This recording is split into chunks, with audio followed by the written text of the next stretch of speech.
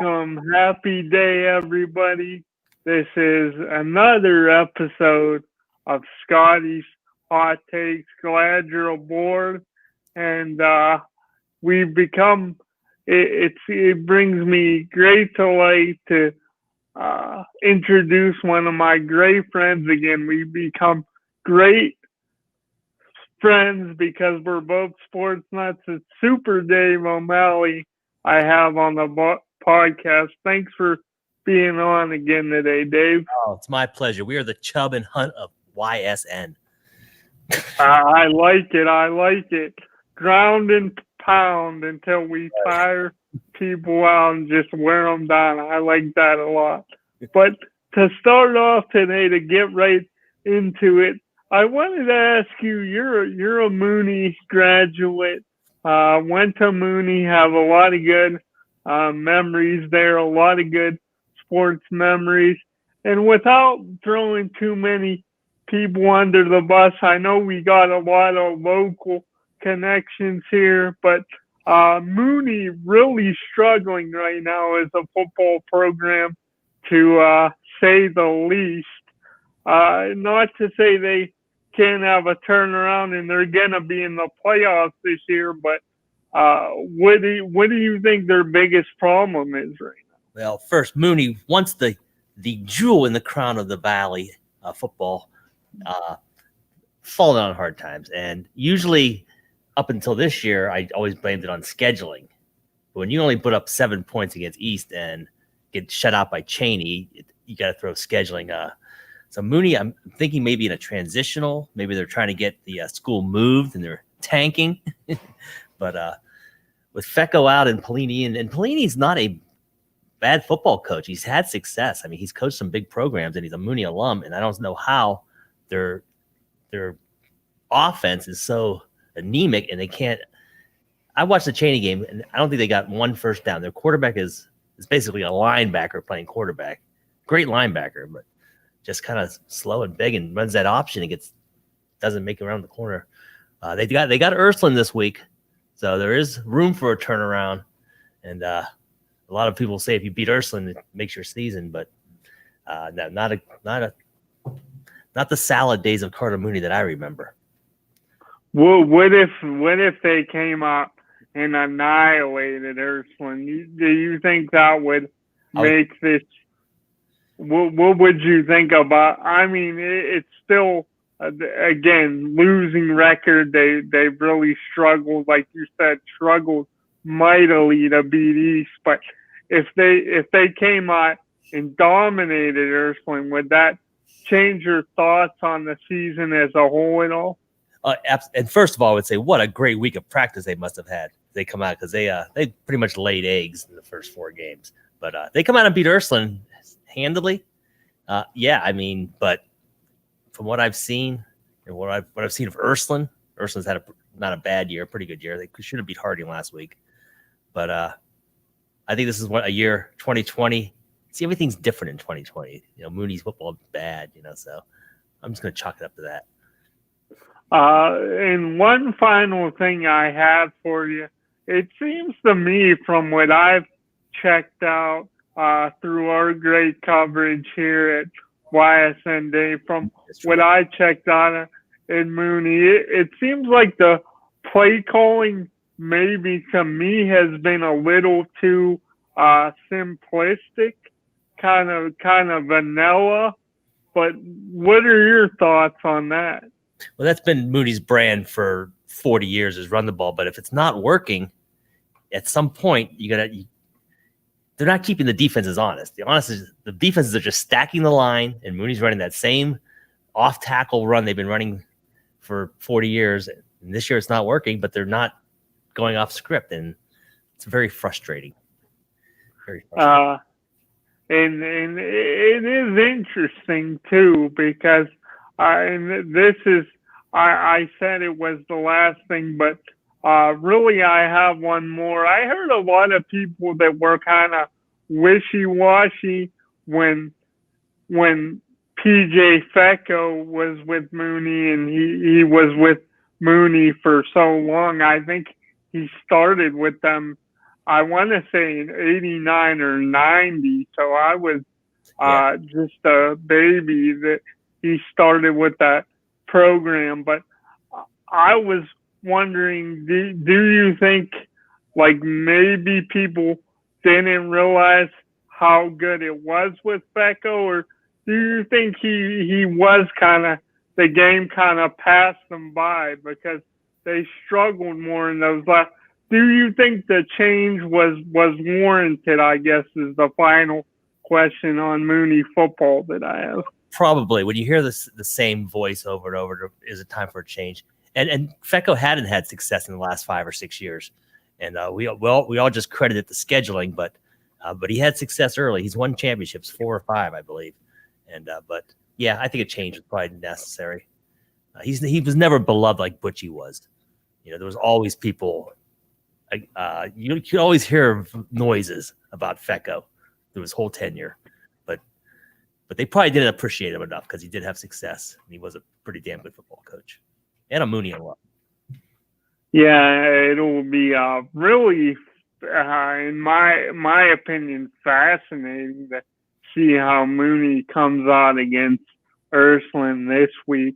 But moving forward, and we've been kind of throwing ideas around at each other. You've been helping me with this. I wanted to go over some of the YSN questions, sports questions for the social media page, Dave. So let's get right into it.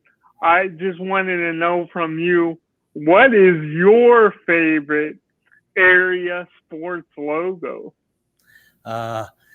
Me and Mike Ackelson were looking at this board the other day. They have all the sports logos here on the wall at YSN, and I really like the Salem Quaker, and I also like the Columbiana Clipper logo.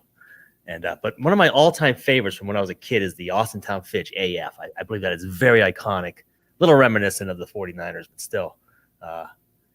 And I love the AF, but I think the Quaker is the coolest. I do like the Quaker. I'm a guy, because I've liked the Browns over the years, I've come to appreciate the more simplistic logos more, and the Browns not really having a logo. But I do like the AF from Fitch. I also like Camel Memorials. I just like that red M. Just very solid logo. Again, I just really like the red and black. So those are probably. The Gerard G is also very cool. It's red and black. Yeah. But, those are my top ones, though. Yeah, I mean, I'm from Camel, so obviously some bias there, but what you gonna do? Thinking Mooney, but Canfield ruined it for everyone. So Canfield with their Cardinal. Was there any truth to? Somebody told me that this was years ago, and I think it was our friend Viking Jim. To be honest with you, somebody told me that it was either I think it was Canfield. It was because Mooney has so much tradition. I don't think it was Mooney, but I think Canfield considered changing their names from the Cardinals to the Black Squirrels. Do you remember hearing anything about that? I also heard that from Viking Jim. First of all, Viking Jim said it must be gospel. But I have heard that the Black Squirrels. And you know what? If there was one of the teams that would have to change, it would have to be Canfield, because Cardinals in Cardinal Mooney's name, so it's kind of obvious that they would be the Cardinals. Yeah, the Canfield Cornfields or something. I don't know. Oh, there's Mr. John Brown walking in. Ron Protesta walking in the door. Protesta, yeah, he can't be too happy after that dismal night last night, the performance by the Tribe. If we have a couple moments, we'll get there. But I wanted to talk about. I wanted to continue with some questions here, Dave. Give me your favorite pre and post game traditions. Well,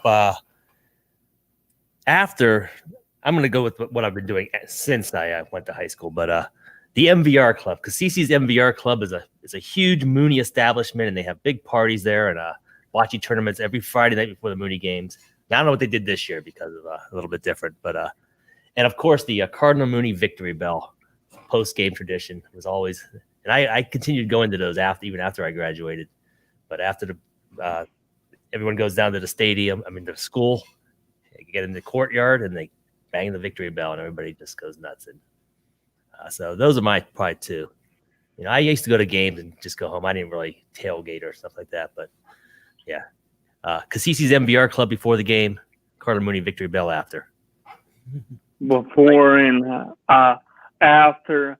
I never, because I never played sports, I never really got caught up in too many traditions. I am superstitious when it comes to sports. So if I'm listening to a game on the radio, for instance, and my team's doing well, I'll keep it on the radio for however long they're doing well and forget about the TV. But I guess the closest thing to me to a tradition, if I'm watching a football game, I like having pizza and wings. So I guess that'd be the closest things for me, getting some pizza and wings. But another one I had for you, Dave, of course we got the expanded playoffs this year. Everyone's making it. Do you think the OHSAA should permanently expand the playoff field? It would, yes. I think at least 12 teams from each region should make it. And because of the scheduling and the disparity of schedules, I think there's some teams out there that are very good that just had a rougher schedule than some of the other teams and don't make the playoffs. But I like more teams, and these kids go through high school. A lot of them don't play sports after high school. Give them a taste of the playoffs. More the merrier, I say. What about you? Yeah, I kind of agree there for the most part. I think with teams like Mooney and Ursuline, because even though Mooney has struggled against lesser teams this year, historically they play their scheduling. You can't really say they don't play the big boys in a tough schedule. So I think I would like to see more teams kind of get a crack at it, and I think it's an opportunity. It would create more parity, but I don't know. Like I wouldn't want them to expand it too much to take away from the importance of the regular season. That's because I think regular season wins,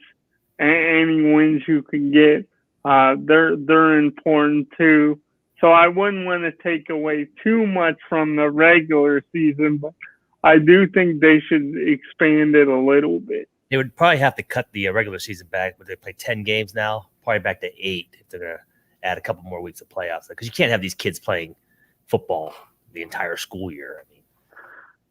Yeah, and I like that idea. If you go to the 8 weeks, you get 2 full months of football, and then an expanded postseason. I like that idea a lot. So that's one. Go ahead. What is the consent? What is the feeling of the OHSAA? I mean, do most people feel they do a good job here in Ohio? I don't want to throw it. So are we supposed to be talking about this? I don't really know. Like, I don't want to. I feel like kind of, even though I can't walk, it kind of feels like walking a tightrope here, Dave. But get it in like 5 years anyway. So it's I know I don't think too many people here of the Power Hour have been too fond of the OHSAA and how they've gone out the inside about homes, yeah, how they've done things. So yeah, I mean, it's all about the money, I guess. That's what makes the world go around. You know. 5 years, DG will be running the whole show, so everything will be back on track, right? Yeah, well, if there was one person that could get things back on track and run a smooth ship, he'd be definitely one of the guys I want running it. So, man. Yeah, but I also wanted to ask you, Dave. Springfield, they developed into a real power, the Springfield Tigers. And which team do you think has the best chance of ending Springfield's winning streak during the regular season? It might not be until next year's McDonald game. I mean, and that game will probably be played at McDonald. Doesn't seem like anybody's even coming close to Springfield the last couple of years. But are there any more Brumgards coming up?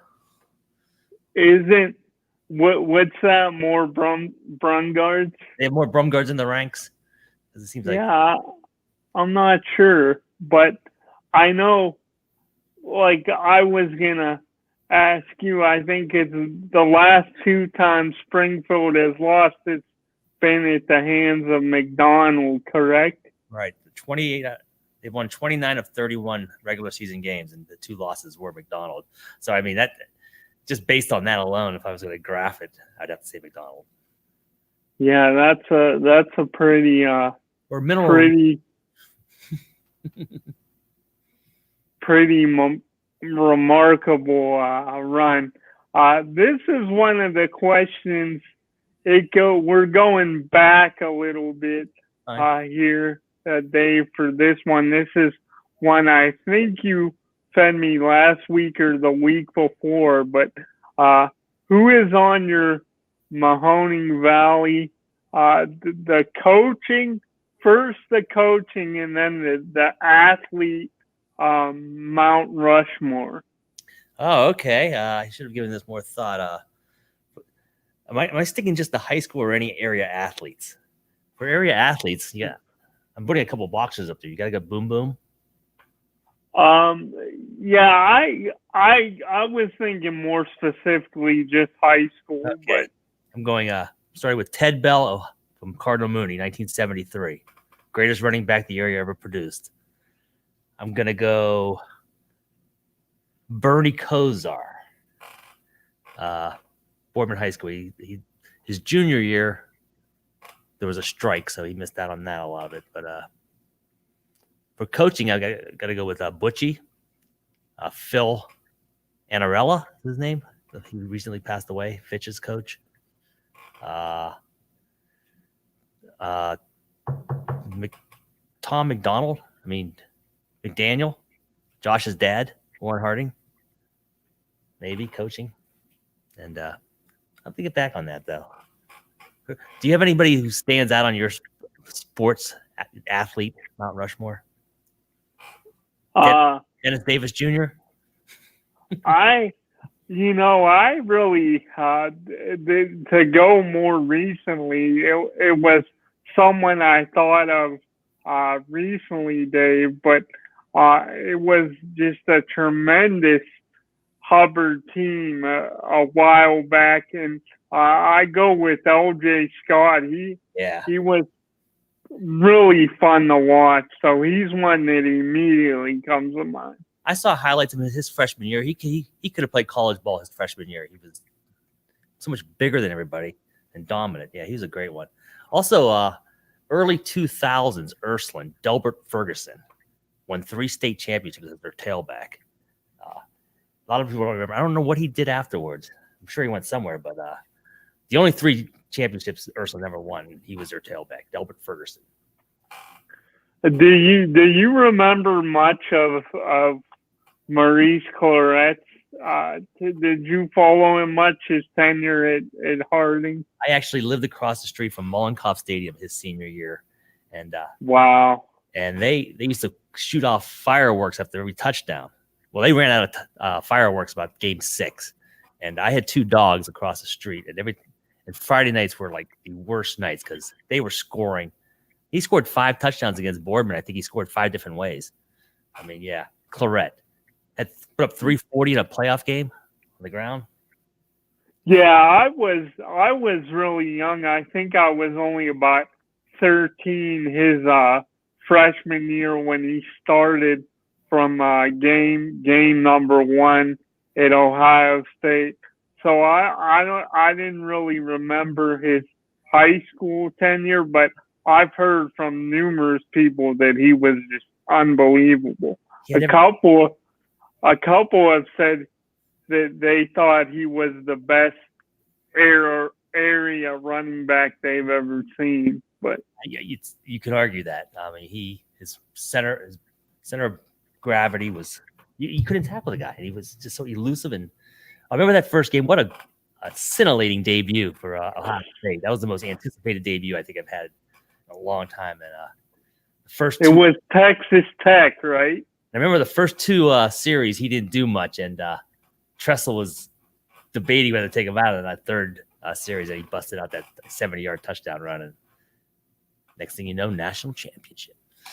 Yeah, it was just so fun to watch. And maybe the play of that national championship game, taking the ball away from defensive back Sean Taylor in that 2002 title game. So really special stuff there. Another one I had for you, Dave, and we got plenty of good people to call the games here at YSN. DJ brings a lot of enthusiasm, but who is your favorite area local sportscaster? I'm gonna be vilified for this, but I love my man Chad Krespinski, and for all the haters out there, he's been doing it for a good 20 years now, so he's obviously good at his job. Mooney grad, and I'm gonna be the one person at YSN in Chad Krespinski's corner. So he's my favorite area, and of course now Mike Ackelson, because I've got to know him over the last few weeks. I'm not gonna touch the I hope DJ doesn't give you a black eye here in a few minutes. I hope he does.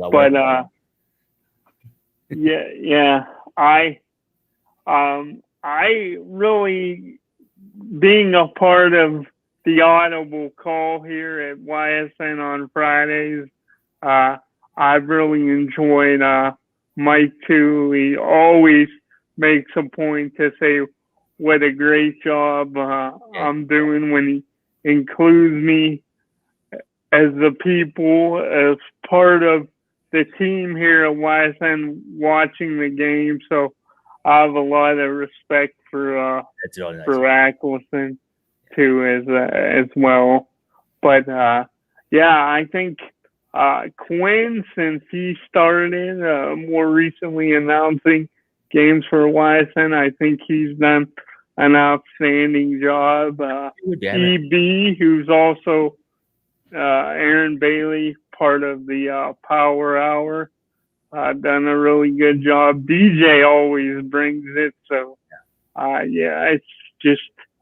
it's been a lot of fun as I've evolved. And I feel like because I have good people in my corner, I've gotten better week to week, and I'm striving to continue to get even better. But anyway, I don't want to get too off track. I have a tendency to do that. Right. But another thing, we have just a couple minutes left, Dave. So I wanted to switch gears and let's just get it out of the way. Talking on the Indians, we all know it went just terribly bad last night. But what do you give him? Carrasco, he didn't have the type of dominant season that Shane Bieber did, but he has postseason experience, and he's pitched well in the postseason in the past. So if you had to put a percentage on it right now, what are the chances the Tribe wins tonight and evens the series against the Yankees?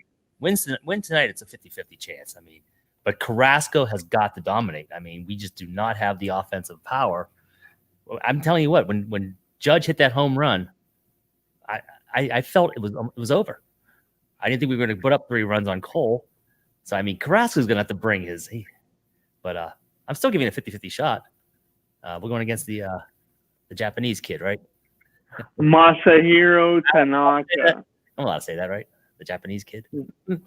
I don't think it's racist. You're just don't know. Pointing out that he's Japanese. So. I'm calling him a kid. He's young.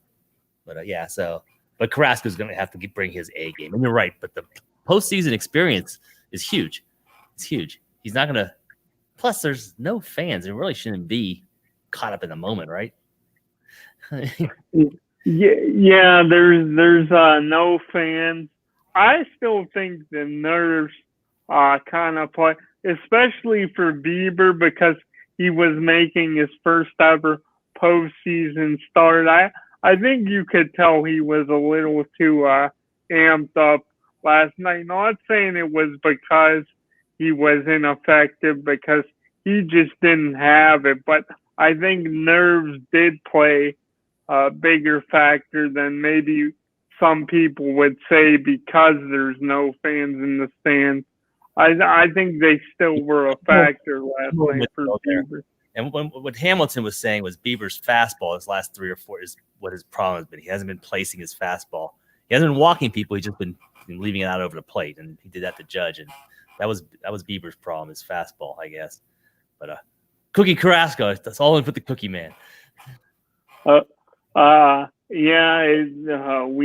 hope Cookie is strong tonight and just pitches well enough that the Indians have a chance, or they could give it to their solid, reliable arms in the back end of the pen tonight to close it down. His hand has been unbelievable 16. After a rocky start at the very beginning of the season. Karinchak, very good as well. So they got some setup man. They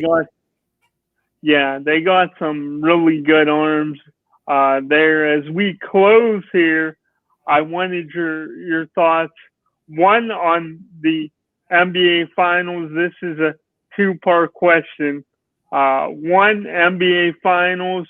I know you're gonna say the Lakers win it, but do the Heat have a shot? How many games do the Lakers win it in? And then number 2, what is your biggest key for the Browns to win on Sunday in Dallas against that high-powered Cowboy offense?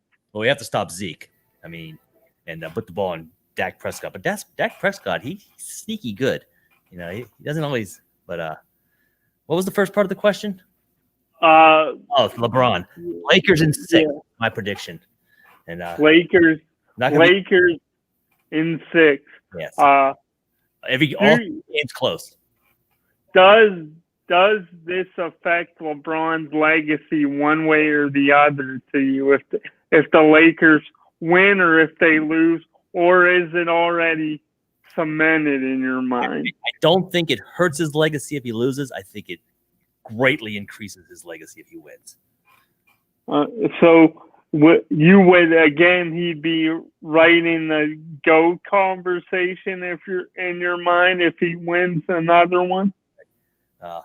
First of all, I don't think, even if I didn't say LeBron James was the GOAT, I would go with Kareem over Michael Jordan anyway. So I don't know what he was talking about.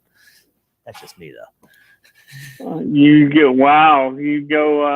Kareem. I feel like he's been a little disrespected in short, but that's a topic for another day. One final thing. Do you, as far as our Browns go, do you think Baker Mayfield has become just exclusively a game manager in this offense? Do you think that's kind of like his ceiling now as a game manager, or do you still think he can be a star and make really big plays down the field? I think he'll be a game manager plus. I don't think he'll be a what is it, O'Donnell for Pittsburgh or anything like that. But I think he's got the offense that he could just be a game manager, but he'll be a game manager plus. He's got too many good skills. Well, that's gonna do it for this episode of Scotty's Hot Takes. Again, big thanks to Super Dave O'Malley. Thanks to DJ for letting me do this. And until next time, folks, just be safe out there and get ready to enjoy more high school football this weekend as we get closer to the playoffs. And we'll see you next time.